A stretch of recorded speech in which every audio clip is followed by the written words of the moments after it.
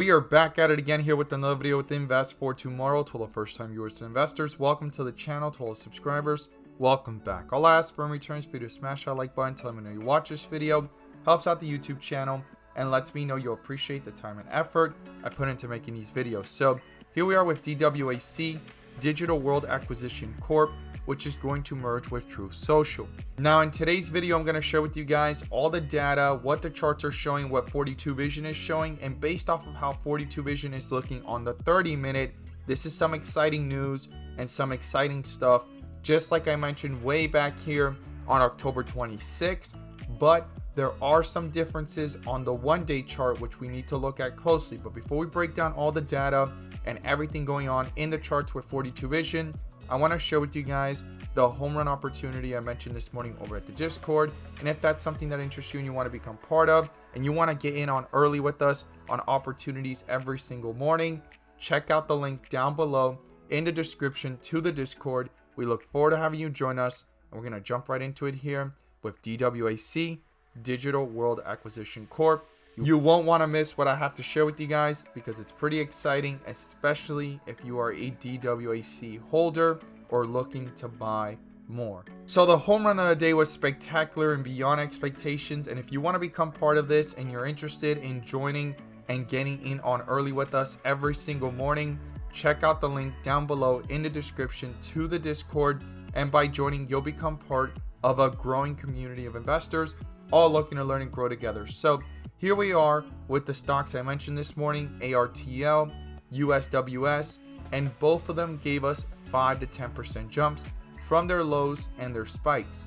But the home run of the day turned out to be ARTL, and in a matter of minutes in the pre-market and even after the bell, it gave us a highest point of 20% plus. I mentioned it as it was starting to pick back up steam in the pre-market around 105, 110, and then it started to take off really fast in the pre-market, giving a 10 to 20% move, came back down towards 110 and took off again to 128, came back down and did it again all the way back up towards 132. So from the moment I mentioned it, it gave us a highest point of 20% plus. But in both of these runs here, or actually all three, right, in the pre-market and the two after the bell, it gave multiple opportunities of 5 to 10%, 10 to 15%, and 10 to 20% in this whole entire run. So this is what we strive for every single day. With 42 Vision, we have the clarity to see the strengths and the weaknesses in the charts, and you can gain access to this as well by joining the 42 Vision tier level. The link is down below in the description to the Discord. We look forward to having you join us, and let's jump into these charts. So here we are with DWAC, Digital World Acquisition Corp, and as we could see, it is pulling downwards, guys. It has hit a new low in this whole entire bearish trajectory after hitting the highs here of $77 and getting rejected. It's been pulling downwards since Friday going into today, but today's the first time that we see this again on the 30-minute popping up extreme weakness. The last time we saw that was on the 26th. I stated it on the video why it was so exciting, because it could possibly reverse, have a dead cat bounce, and then come back down if it was a dead cat bounce. And here we are seeing it slightly turning into a dead cat bounce, but not yet, because it didn't quickly just go up and quickly just come down. Just as fast as it went up, which it took 2 days to get to 77, it is the same amount of time that it's taken to come right back down, but it hasn't came all the way back down to $55 or $52. It is still holding itself up pretty strong, but there's a few key things that are a little bit different here on the 30-minute and 1 day compared to the 26th, and that's what I want to show you guys. This is pretty exciting to start seeing this even on the 15-minute if we look at it even more microscopically here, because these are the levels where a possible reversal can start due to 42 Vision indicator and also volume, right? Volume is going to be important when it comes to a possible reversal. So there are some key differences from the 26th till now on how this is looking. Yes, 42 Vision is showing the possibility of the next part of this turning into a possible reversal due to extreme weakness, but volume is a lot lower. They were in the 100 millions, 80 millions, 90 million in total, and right now it's literally only 10% of the average 10-day volume, which is 84 million, and it's nearly only at 9 million. So it's going to be a lot harder for this to move if volume keeps on going lower and lower, and if the outflow continues to outweigh the inflow. Okay, so this is pretty exciting to be seeing this on the 15-minute, on the 30-minute, but it tried coming back up, it got rejected, and it's continuing that bearish trajectory, but still above the lows from $55 and $52. But this is the main difference on the 1 day. So on the 26th, it was just the beginning of a possible pullback here, and we saw it. And on the 26th, it still had a green candlestick with red borders. It's trying to level off here the last several days, and today's candlestick is a red candlestick. So that is a significant thing to be aware of, due to the fact that it's not the same case as the 26th. And even though they're showing the same signs on the 30-minute and the 15-minute, which is the extreme weakness and a possible reversal, we will have to see if it's going to come with the same strength due to volume not being as high. But this is pretty exciting to be seeing this at this level, and something to watch closely. Now let's talk about what's pulling it downwards, and also how this ties up with something I've been talking about in every single video. And if you're a first-time viewer, I want you to be aware of this. And if you're a frequent viewer or you watch all my videos, I want this to resonate, because it's the most important part of the valuation of what's going on here in the charts, and what could make this even more bearish if more people start to consider this as true actual data to base off of and actually focus on the fundamentals.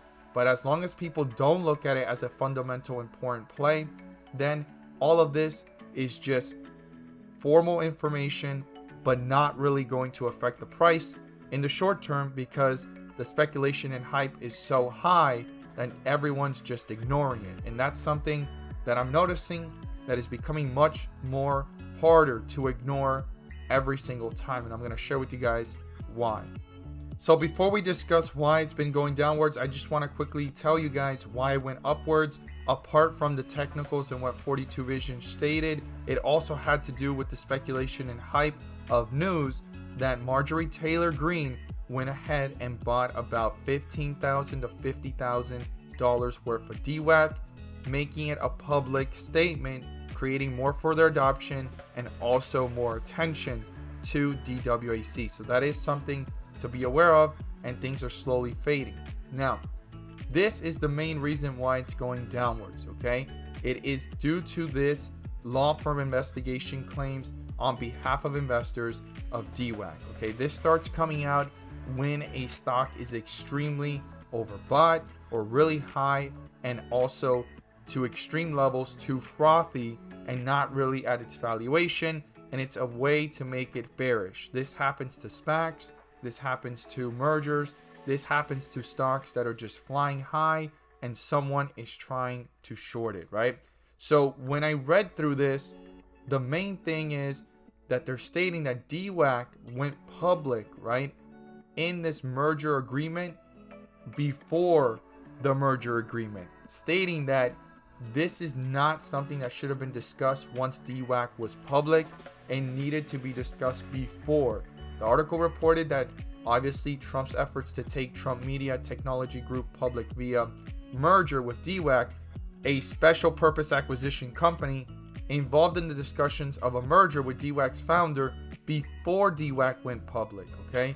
These discussions may have violated federal security laws, which prohibit the SPACs from planning mergers before conducting their initial public offerings. On the news, DWAC stock and warrant prices fell sharply during intratrade trading on November 1st, 2021.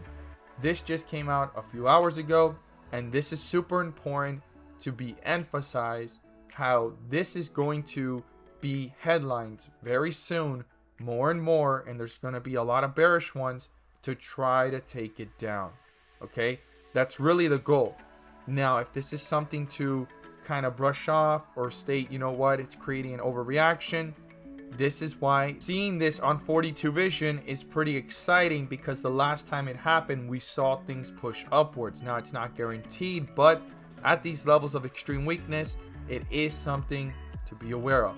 Okay, now I do have a support level to watch, and that's $52, and the resistance is 77. Those are the two key levels right now, to the downside and to the upside.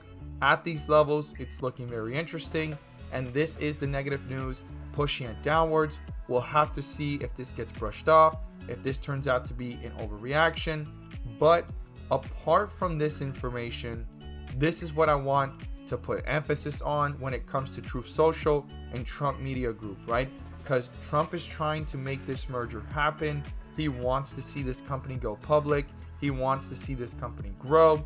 But this is the most important thing, and it has to do with the valuation of Trump Media Group alone, $875 million, with the potential additional earnout from the additional shares. If the valuation is granted, right, is $825 million onto the $875 million, giving it a total of $1.7 billion. But this second half, right, which is about 50% of the current valuation, is depending on the performance of the stock post business combination. So why would shorts want this to start losing momentum, or why would these articles in these law firms want to actually focus in on bringing this down? Well, it's to hurt the valuation of the total company, and also they are looking at this information just like I've shared it in every single video and saying, well, things are a little too high and expensive right now. This stock could go down just based off that information, and they've brought the market cap right back down to 2.2, and this is where it gets very interesting. This is only granted based off the performance of the stock post merger. I want people to always remember that. And DWAC's cash and trust is $293 million. If you put $1.7 billion and $293 million together and you round it up, I would call that $2 billion, right?